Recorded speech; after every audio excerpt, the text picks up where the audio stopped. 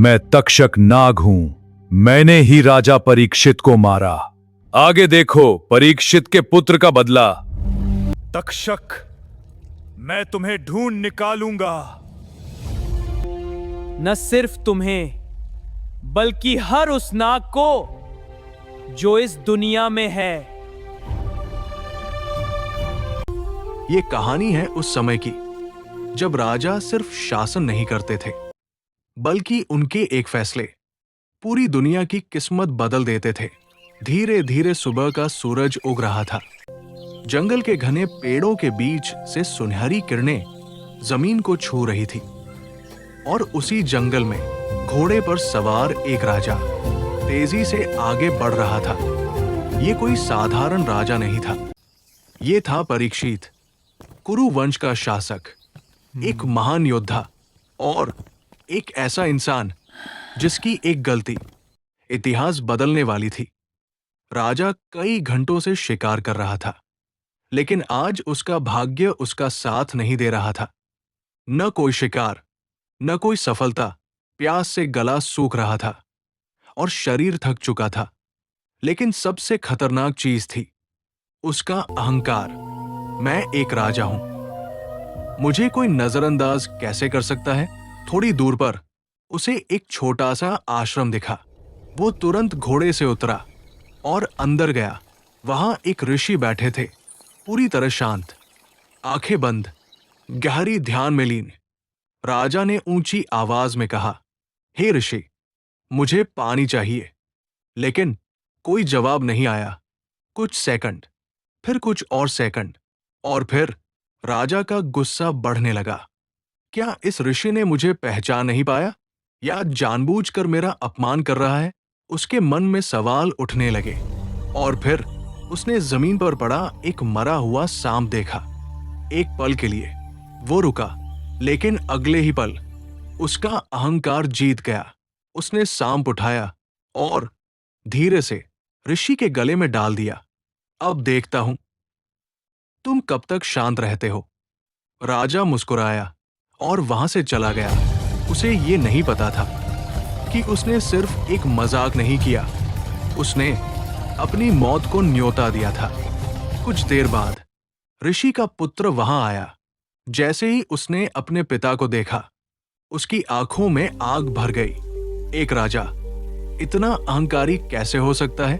उसने हाथ उठाया और गुस्से में कहा, सुनो, हे राजा परीक्षित, आज से 7वें दिन तुम्हारी मृत्यु नागराज तक्षक के डसने से होगी। जंगल में अचानक हवा तेज हो गई। पेड़ हिलने लगे। आसमान में काले बादल छा गए, जैसे खुद प्रकृति इस शाप की गवाह बन रही हो। जब राजा को इस शाप का पता चला तो उसका चेहरा पहली बार डर से भर गया। एक सांप मुझे मार देगा? उसने तुरंत आदेश दिया, महल को सुरक्षित करो, हर जगह पहरा लगाओ, कोई भी अजनबी अंदर ना आए। पूरे राज्य में डर फैल गया। पहला दिन, दूसरा दिन, तीसरा दिन, हर दिन राजा की बेचैनी बढ़ती जा रही थी। वो सो नहीं पा रहा था, खाना नहीं खा पा रहा था। हर छोटी आवाज उसे डराने लगी थी। क्या यही अंत है एक राजा का? और फिर आ गया 7वां दिन। महल पूरी तरह बंद था। हर दरवाजे पर पहरेदार, कोई भी अंदर नहीं आ सकता था। लेकिन दोपहर के समय एक छोटा सा ब्राह्मण बालक महल के दरवाजे पर आया। उसके हाथ में फल थे और चेहरे पर एक अजीब सी मुस्कान। मैं एक साधारण ब्राह्मण हूँ। कौन हो तुम? राजा के लिए प्रसाद लाया हूँ। ठीक है, जाओ। पहरेदारों ने उसे अंदर जाने दिया।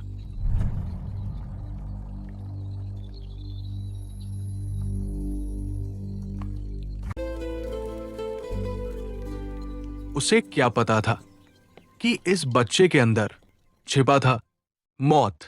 राजा परीक्षित को लगा कि उसने अपनी मौत को रोक लिया है, लेकिन असली खेल अब शुरू होने वाला था। 7वां दिन, वो दिन जिसकी प्रतीक्षा न केवल पूरे राज्य को थी, बल्कि एक अदृश्य तनाव भी जैसे हर ओर व्याप्त था। हर व्यक्ति के दिल में अव्यक्त डर समा चुका था।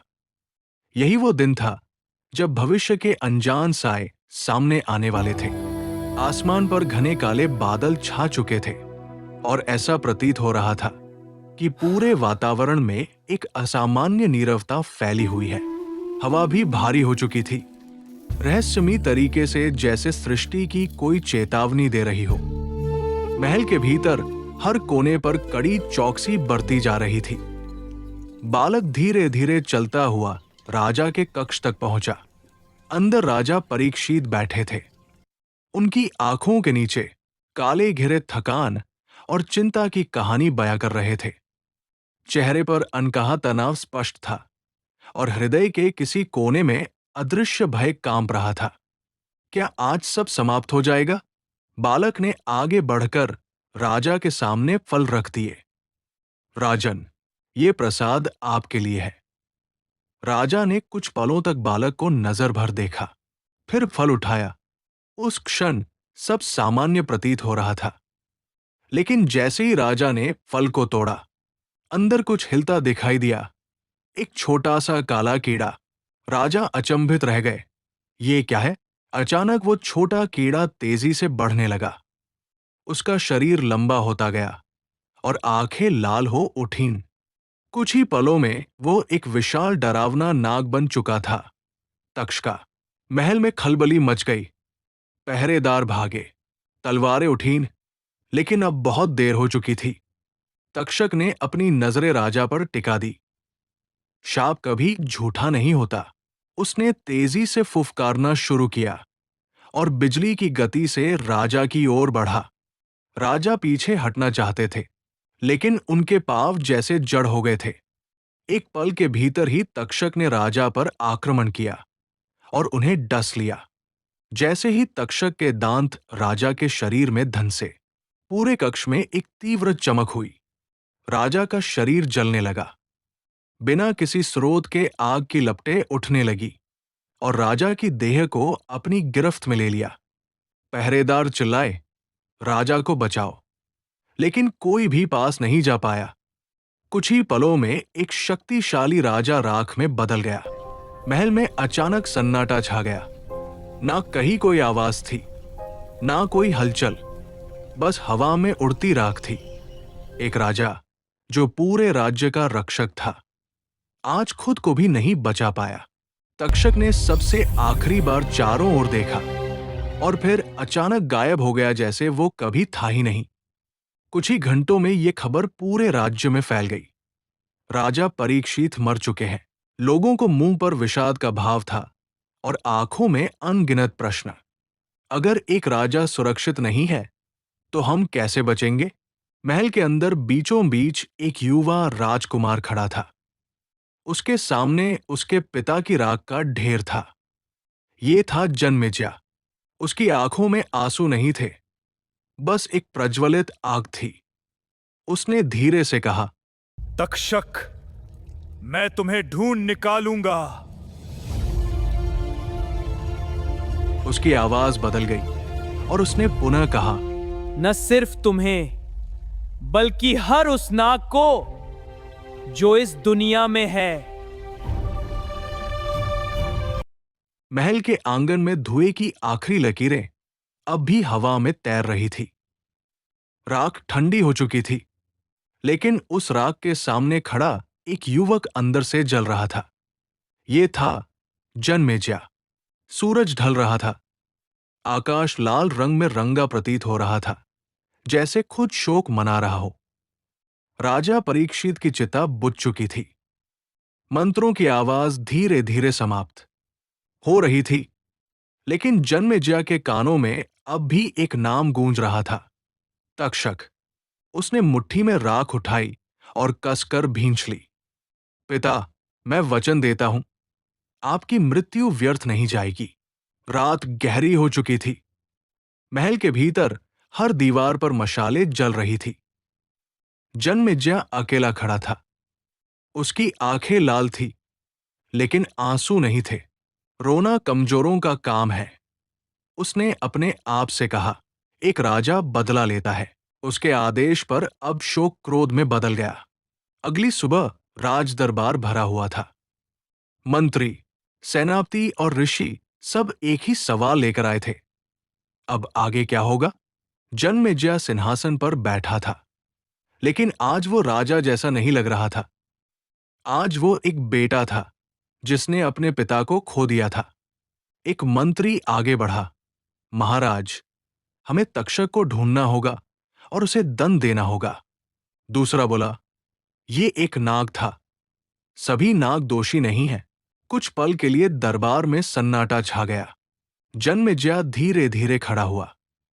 उसकी आवाज धीमी थी, लेकिन हर शब्द तलवार जैसा तेज था। जब एक नाग ने मेरे पिता को मारा तो हर नाग दोषी है। दरबार में हलचल मच गई। महाराज, ये अन्याय होगा। लेकिन उसने हाथ उठा दिया। उसकी आंखों में अब केवल एक ही चीज थी, बदला। अन्याय? अन्याय तो तब हुआ था जब मेरे पिता को जिंदा जला दिया गया। उसकी आंखों में अब केवल एक ही चीज थी, बदला। वो सिंहासन से नीचे उतरा और दरबार के बीचों बीच आ गया। मैं जन्मेजय आज ये कसम खाता हूं। मशाल की आग उसके चेहरे पर चमक रही थी।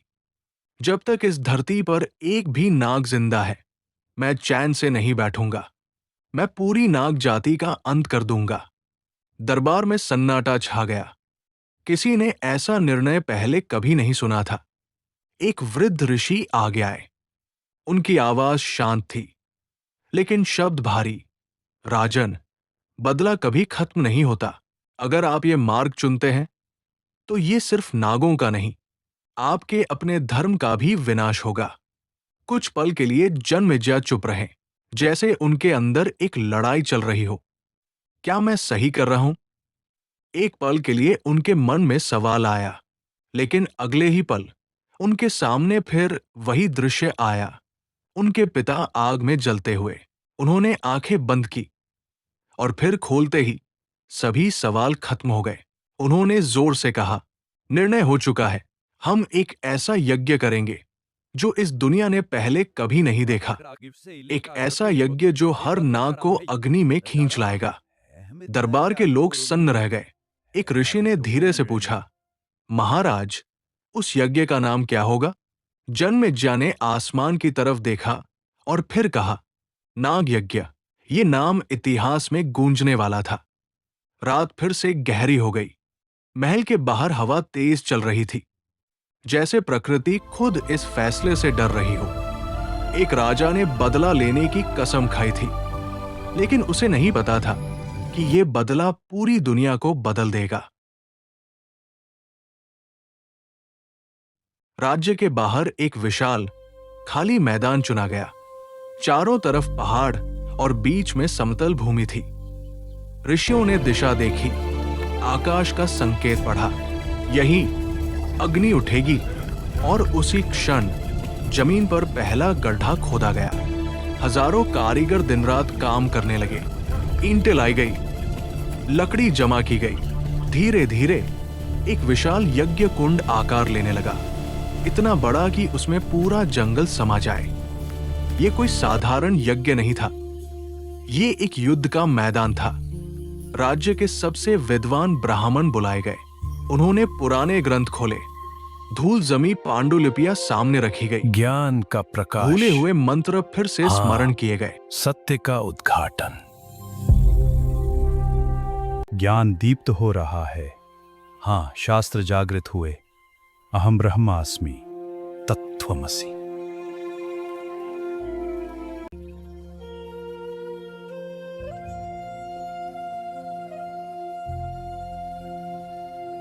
एक वृद्ध ऋषि ने धीमी आवाज में कहा, यह मंत्र बहुत शक्तिशाली है। अगर एक बार शुरू हो गए तो इन्हें रोकना लगभग असंभव होगा। कुछ पल के लिए सभी चुप हो गए, लेकिन फिर जन्मेजय की आवाज गूंजी, मुझे शक्ति चाहिए, परिणाम नहीं। जंगलों के अंदर, पेड़ों के नीचे, धरती की गहराइयों में नागों ने एक अनजाना हलचल महसूस करना शुरू कर दिया। कुछ गलत हो रहा है। कुछ छोटे नाग भागने लगे, कुछ छिपने लगे, लेकिन कोई नहीं जानता था कि यह खतरा कितना बड़ा है। राजा ने अपने दूत भेजे, घोड़ों पर सवार, तेजी से दौड़ते हुए। हर राज्य, हर नगर एक ही संदेश लेकर। राजा जन्मेजय एक महान यज्ञ कर रहे हैं। सभी विद्वान, सभी ऋषि तुरंत पहुंचे। ये सिर्फ एक आमंत्रण नहीं था, ये एक आदेश था। धीरे धीरे चारों दिशाओं से लोग आने लगे। ऋषि, विद्वान, यज्ञ के जानकार और साथ ही साधारण लोग। क्या सच में सभी नागों का अंत होने वाला है? जिज्ञासा, डर, उत्साह सब एक साथ जमा हो रहे थे। जैसे जैसे यज्ञ की तैयारी बढ़ रही थी, प्रकृति बदलने लगी। आसमान बार बार घना काला हो जाता, पक्षी अचानक उड़कर भाग जाते, हवा में अनजानी गंध छा जाती। एक ऋषि ने आसमान की ओर देखा। यह प्रकृति की चेतावनी है, लेकिन जन्मेजय ने सुनना बंद कर दिया था। और फिर वो दिन आ गया जब यज्ञ कुंड में पहली बार अग्नि जलाई गई। लकड़ियां चटकने लगी, आग धीरे धीरे बढ़ने लगी, मंत्रों की आवाज गूंजने लगी। एक वृद्ध ऋषि आखिरी बार आगे आए। राजन, अभी भी समय है, ये यज्ञ संतुलन बिगाड़ देगा। नाग सिर्फ शत्रु नहीं है, वे प्रकृति का हिस्सा है। कुछ पल के लिए जन्मेजय ने उन्हें देखा और फिर धीरे से कहा, अब बहुत देर हो चुकी है। रात हो चुकी थी, आग धीरे धीरे जल रही थी। आसमान शांत था, लेकिन उस शांति में एक डर छिपा था। कल जब मंत्र पूरे होंगे तो ये अग्नि सिर्फ लकड़ी नहीं जलाएगी, ये एक पूरी जाति को जला देगी। अगली सुबह इतिहास का सबसे भयानक यज्ञ शुरू होने वाला था। सुबह की पहली किरण, लेकिन आज का दिन रोशनी नहीं, अंधकार लेकर आया था। आकाश भारी था, हवा में अजीब सी बेचैनी थी, और उस विशाल यज्ञ स्थल पर अग्नि पूरी ताकत से जल रही थी। ये वही अग्नि थी जिसे कल तक इंसानों ने जलाया था, लेकिन आज ये खुद इंसानों को नियंत्रित करने वाली थी। ऋषि एक साथ बैठे थे, आंखें बंद, हाथ ऊपर, और फिर मंत्र शुरू हुए। स्वाहा स्वाहा हर शब्द के साथ आग और तेज होती गई, जैसे वो इन मंत्रों को समझ रही हो, जैसे वह किसी का इंतजार कर रही हो। अचानक आसमान में कुछ हिला। एक छोटा सा नाग हवा में तैरता हुआ दिखाई दिया। वो छटता रहा था, जैसे कोई अदृश्य शक्ति उसे खींच रही हो, और अगले ही पल वो सीधा अग्नि में गिर गया। ये सिर्फ शुरुआत थी। कुछ ही सेकंड में एक नाग, 10 नाग, फिर सैकड़ों। हर दिशा से नाग हवा में उड़ते हुए आने लगे। कोई जंगल से, कोई जमीन के अंदर से, कोई पानी से।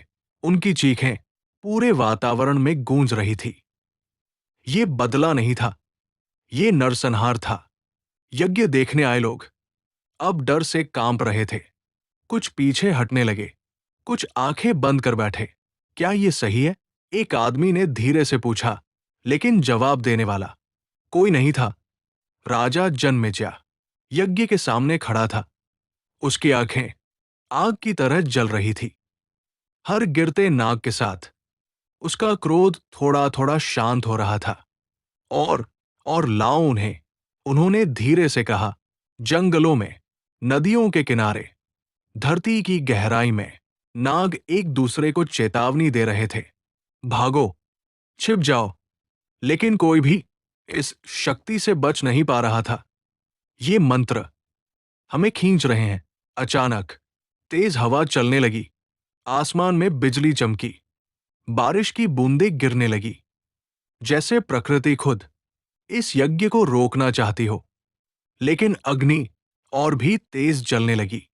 अब ये सिर्फ इंसानों के हाथ में नहीं था। ऋषियों की आवाज और तेज हो गई।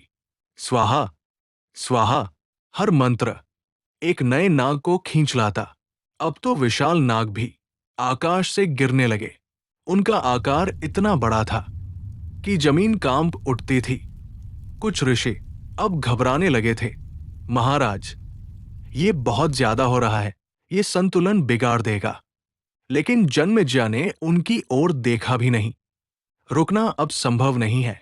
सूरज अब भी आसमान में था, लेकिन यज्ञ स्थल पर अंधेरा छा गया था। आग, धुआं, चीखें सब मिलकर एक ऐसा दृश्य बना रहे थे जो पहले कभी नहीं देखा गया था। आज इंसान प्रकृति को चुनौती दे रहा था। हजारों नाग जल चुके थे, लेकिन असली लक्ष्य अभी भी जिंदा था। तक्षक अब भी बचा हुआ था।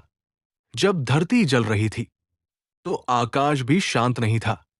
नाग यज्ञ की अग्नि अब सिर्फ जंगलों और धरती तक सीमित नहीं थी। उसकी शक्ति आसमान तक पहुंच चुकी थी, और उस आसमान में एक नाम डर बन चुका था। तक्षका घने जंगलों के बीच एक विशाल नाग तेजी से सरक रहा था। उसकी सांसें भारी थी, आंखों में डर साफ दिख रहा था। ये क्या हो रहा है? उसने अपने चारों ओर देखा। जहां जहां वह गया वहां सिर्फ सन्नाटा था। न कोई साथी, न कोई आवाज, सभी खत्म हो गए। अचानक तक्षक का शरीर रुक गया, जैसे किसी ने उसे पकड़ लिया हो। एक अदृश्य शक्ति उसे पीछे की ओर खींचने लगी। नहीं, ये वही शक्ति है। वो पूरी ताकत से आगे बढ़ना चाहता था, लेकिन उसका शरीर यज्ञ की ओर खींच रहा था। ये यज्ञ मुझे बुला रहा है। तक्षक ने आंखें बंद की, और फिर अचानक उसने दिशा बदली। मुझे वहां जाना होगा जहां ये शक्ति भी नहीं पहुंच सकती। आसमान की ओर देखते हुए उसने एक नाम लिया, इंद्र। तक्षक ने अपनी पूरी शक्ति जुटाई और एक विशाल छलांग के साथ आकाश की ओर बढ़ गया। बादल उसके चारों ओर घूमने लगे, बिजली चमकने लगी। कुछ ही पलों में वो पहुंच गया देवताओं के लोक में। सुनहरे महल, चमकते हुए स्तंभ, और बीच में एक विशाल सिंहासन जिस पर बैठे थे इंद्र, देवताओं के राजा। तक्षक ने तुरंत उनके सामने सिर झुका दिया। देवेंद्र, मुझे बचा लीजिए। धरती पर एक यज्ञ चल रहा है, ऐसा यज्ञ जो हर नाग को अग्नि में खींच रहा है। मैंने अपने पूरे कुल को खो दिया है। तक्षक की आवाज कांप रही थी। अगर आप मुझे नहीं बचाएंगे तो मैं भी समाप्त हो जाऊंगा। इंद्र कुछ पल चुप रहे। उन्होंने अपनी आंखें बंद की, जैसे वे उस यज्ञ की शक्ति को महसूस कर रहे हों। फिर उन्होंने धीरे से कहा, ये यज्ञ बहुत शक्तिशाली है, लेकिन जब तक तुम मेरे साथ हो कोई तुम्हें छू नहीं सकता। तक्षक की आंखों में पहली बार थोड़ी राहत दिखी। तक्षक ने इंद्र के सिंहासन को कसकर पकड़ लिया, जैसे वो खुद को उससे बांध रहा हो। अब मैं सुरक्षित हूं। देवताओं के चारों ओर एक दिव्य प्रकाश फैल गया, जैसे एक सुरक्षा कवच बन गया हो। लेकिन उसी समय धरती पर यज्ञ और भी तेज हो गया। मंत्रों की आवाज आसमान तक गूंजने लगी, स्वाहा स्वाहा। और फिर देवलोक में भी एक हलचल हुई। इंद्र का सिंहासन हल्का सा कांप गया। इंद्र ने तुरंत आंखें खोली। उनका चेहरा गंभीर हो गया। ये संभव नहीं। लेकिन फिर सिंहासन फिर से हिला, अब थोड़ा और जोर से। तक्षक डर गया। देवेंद्र, ये क्या हो रहा है? इंद्र ने आसमान की ओर देखा और धीरे से कहा, वो यज्ञ अब यहां तक पहुंच चुका है। धरती का एक राजा अब देवताओं के लोक को भी चुनौती दे रहा था, और अगला पल तय करेगा क्या तक्षक बच पाएगा या देवता भी हार जाएंगे। जब इंसान अपनी सीमाएं भूल जाता है तो उसका प्रभाव देवताओं तक पहुंच जाता है। धरती पर जल रहा नाग यज्ञ अब सिर्फ एक अनुष्ठान नहीं था, वो बन चुका था एक ऐसी शक्ति जो आकाश को भी खींच रही थी। देवलोक, जो हमेशा शांत रहता था, आज बेचैन था। सुनहरे स्तंभ हल्के हल्के कांप रहे थे, बादल अनियमित गति से घूम रहे थे, और बीच में इंद्र का सिंहासन धीरे धीरे हिल रहा था। इंद्र ने अपनी मुट्ठियां कस ली। ये यज्ञ अपनी सीमा पार कर चुका है। सिंहासन से लिपटा हुआ तक्षका अब कांप रहा था। उसकी पकड़ और कस गई। देवेंद्र, आपने कहा था यहां मैं सुरक्षित हूं। उसकी आवाज में भरोसे से ज्यादा डर था। इंद्र ने उसकी ओर देखा, लेकिन जवाब देने से पहले ही सिंहासन फिर हिल गया। अचानक देवलोक की हवा बदल गई। एक अदृश्य शक्ति ऊपर की ओर खींचने लगी, जैसे धरती से कोई ताकत सब कुछ अपनी ओर बुला रही हो।